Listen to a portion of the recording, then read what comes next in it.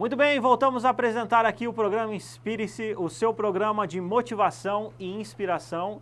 E hoje, nesse segundo bloco, nós iremos falar sobre um tema que tem sido debatido em várias regiões do mundo, que é o tema transformação digital. Esse tema ele tem sido presente em várias empresas brasileiras e com certeza é uma tendência que vai se perpetuar por muito tempo ainda.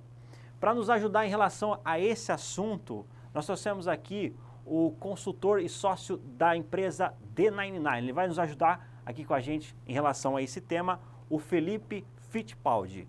Felipe, seja bem-vindo aqui ao programa Inspire-se. Como vai? É um prazer estar aqui, poder colaborar e trazer um pouquinho das nossas informações para o pessoal de casa. Maravilha. Felipe, sobre esse tema, né, transformação digital, você poderia elucidar, esclarecer um pouco para a gente sobre esse assunto? Sim. Hoje, quando a gente vai avaliar essa questão de como as empresas se organizam, principalmente no que tange a processos e ganho de produtividade, já é um cenário que está posto. As empresas, em nível global, que não passarem por essa transformação digital, elas estão fadadas a fechar, as atividades dela vão se encerrar. Transformação digital é você tornar a sua forma de trabalhar aderente às tecnologias que hoje estão disponíveis no mercado, em nível global. É importante a gente salientar que quando a gente fala hoje de tecnologia, não é mais um problema em termos de acessibilidade. A tecnologia está universalmente acessível e até com custo baixo, até gratuito. Você tem soluções hoje para implementar nas suas empresas gratuitas ou acessíveis que vão catapultar os resultados das suas empresas. Esse é o cenário de transformação digital. E tem um dado interessante que hoje, globalmente, 41% das empresas principalmente as empresas que já têm um certo porte de médio para cima, elas já acenderam as suas luzes internas e já iniciaram o processo de transformação digital. E dentro do mercado nacional, 40% das empresas nem dimensionou, nem tem ideia do que é a transformação digital e como isso pode trazer assertividade, resultado, produtividade e mais sucesso para os modelos de negócio e para as empresas hoje no Brasil. Então, nada mais é do que a aplicação de soluções tecnológicas para tornar as empresas mais competitivas, assertivas e melhorar os resultados dos negócios.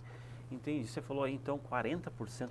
40% das empresas em nível nacional não estão a par do que pode causar, do que significa e principalmente do impacto da não migração para a transformação digital para que isso possa trazer para os negócios.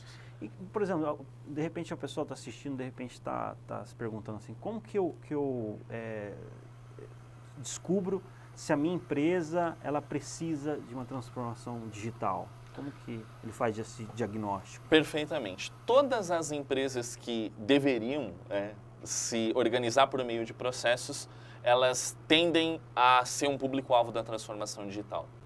Porque quando você olha para um cenário, um escopo organizacional nas empresas, existem 3 coisas básicas que se você tem uma empresa, você deveria saber, você provavelmente sabe que é o que a sua empresa faz, quem é responsável pelo quê e como as coisas devem ser feitas. Então é organograma, fluxo de tomada de decisão, processos e um posicionamento.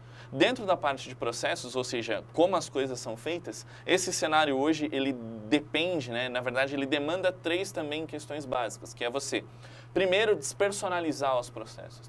Os processos não podem hoje depender dos responsáveis diretos. Então não pode, não, mas na minha empresa tem o seu João sabe tudo, ele faz isso aqui de ponta cabeça. Mas e se o seu João sair? Então, os processos que são a base do funcionamento das empresas, eles têm que sair da cabeça das pessoas. Então, eles têm que ser despersonalizados. Uma vez que eles são despersonalizados, digamos que uma segunda etapa é você passar a padronizá-los. Ou seja, os processos eles têm que seguir, ou deveriam seguir, ou é melhor que sigam, um processo estruturado, de começo, meio e fim, quais são os passos, os métodos, as etapas, os responsáveis. Então, quem faz o que em cada etapa de um processo é fundamental para que uma empresa tenha sucesso e possa se organizar. Então, esse seria o segundo passo. E o terceiro passo aí já passa a ser a automação. Então, quanto menos as pessoas precisarem se utilizar de micromanaging, né, que a gente fala que é aquele controle de minúcias, aquele controle operacional, é o diretor de uma empresa ter que comprar toner ou saber que essas questões estão acabando. Quanto mais alto o nível de automação, maior vai ser o resultado das empresas. Então, se você dentro da sua empresa tem atores responsáveis por ações e processos estruturados, você é público-alvo da transformação digital. Então, dentro da D99, por exemplo, nós temos um assessment, que é uma avaliação rápida, que as empresas passam, é um teste muito rápido de 30 a 40 minutos, que eles respondem pelo computador, pelo celular, e já nos dá um nível de maturidade que a gente pode dizer em qual etapa você está e qual é a maneira mais rápida de seguir no rumo a aplicar efetivamente uma transformação digital da maneira mais amigável possível. Legal, interessante. Inclusive, depois a gente vai ver aí se a empresa, a D99 disponibiliza, a gente vai deixar no link para vocês poderem estar fazendo aí esse teste, né? Bom, mas você comentou que é produtividade, resultado, melhoria de processo, tudo isso são benefícios que a transformação digital proporciona, né? Perfeitamente. Dentro de um cenário ortodoxo, digamos, de gestão, gerenciamento das empresas, uma empresa que hoje até pode ser digital, já pode ter tirado os processos e as ações, os sistemas e colocado isso para funcionar dentro de um cenário tecnológico, ela já tem uma alavancagem maior em termos de resultado. Porém, se nós não migrarmos para um cenário em que a produtividade seja alavancada, porque todos nós temos 24 horas por dia, das quais a gente precisa dormir ali 6, 7, precisa comer, precisa estar com a família, então nós temos um tempo limitado. O nosso recurso mais valioso é o tempo. Então, nós não podemos ser responsáveis mais dentro dos nossos negócios por todas as ações.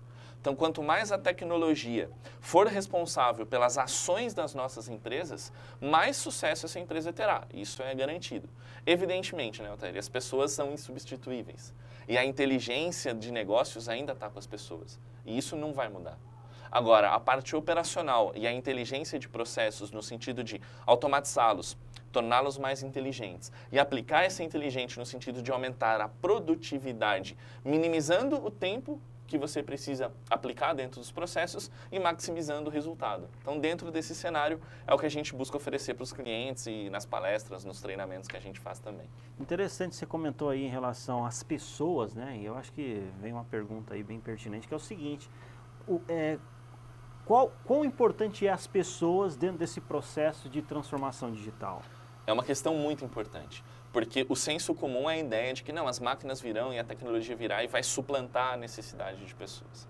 E isso, em parte, evidentemente, em nível operacional, ali onde não é necessário nenhum tipo de skill, de habilidade, isso fatalmente já acontece.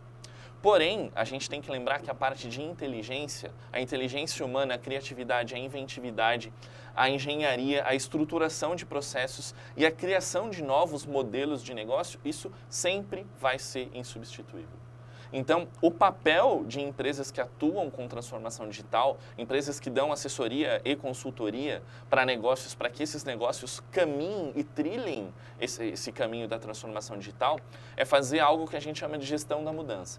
As pessoas sempre estarão lá. O papel das pessoas é que muda. Então, a gente para de vender o nosso tempo enquanto capital, né? O tempo passa a deixar de ser a maneira através da qual a gente precifica os nossos trabalhos e a inteligência passa a ser essa moeda. Então, é nesse cenário, é fazer com que as pessoas continuem se utilizando das múltiplas inteligências que elas têm para fazer com que novas ideias sejam criadas, novos negócios sejam criados, mas que eles sejam alavancáveis por meio de cenários como esse da aplicação da transformação digital. Então, as pessoas sempre estarão ali e elas sempre estarão no trono. Nós somos o principal capital, mas não vendendo mais o nosso tempo, e sim vendendo a nossa expertise, os resultados, o conhecimento que a gente tem. É aí que a gente tem que pôr a nossa atenção. Interessantíssimo, legal. Assim, para a gente fechar, gostaria que você pudesse dar umas dicas, alguns conselhos ali para quem gostaria de estar aplicando, fazendo esse procedimento aí de transformação digital. Perfeito. A transformação digital, quando a gente fala a tecnologia, ela é uma pontinha lá em cima, né? Sim, de um iceberg, por exemplo. Então, o core business ali está para baixo da água. Então, a transformação digital ela é um veículo que ela interfere em algo que é muito mais importante, que é a cultura organizacional das empresas. Então, o que a gente pode deixar como uma dica rápida assim, é preocupem-se e gastem tempo, invistam tempo no desenvolvimento de uma boa cultura organizacional. Então, aquilo que nós dissemos aqui no começo, que parece algo bobo, simplista até, pense de fato se isso está muito claro dentro da sua equipe, dentro da sua empresa. Então, todos sabem com quem eles precisam falar acerca de tomada de decisões, quais são as suas responsabilidades e atribuições e como eles devem fazer as coisas. Então, é básico, né?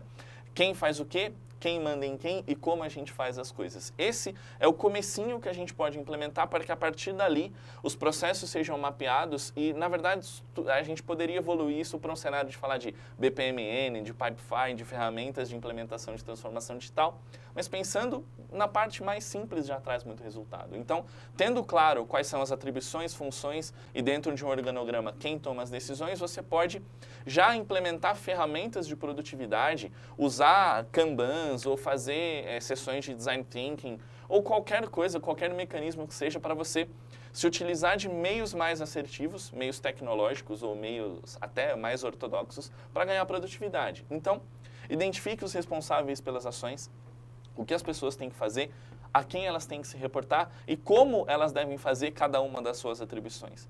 Registre isso e pense em uma maneira inteligente de você ter um controle, de você poder olhar para isso e ter resultados rápidos de como as coisas estão andando, como as entregas têm sido feitas e pensar a partir daí sim em maneiras mais inteligentes, tecnológicas, assertivas de fazer essas entregas para os clientes, que sem cliente as empresas não têm sobrevivência. Não tem sobrevivência. Exatamente. Maravilha, então é o seguinte, se você quer ter mais resultados, se você quer ter melhora nos processos, se você quer realmente fazer uma transformação digital, você tem que pensar nessas coisas aí. Felipe, muito obrigado pela tua participação aqui, muito obrigado por ter nos ajudado em relação a esse assunto.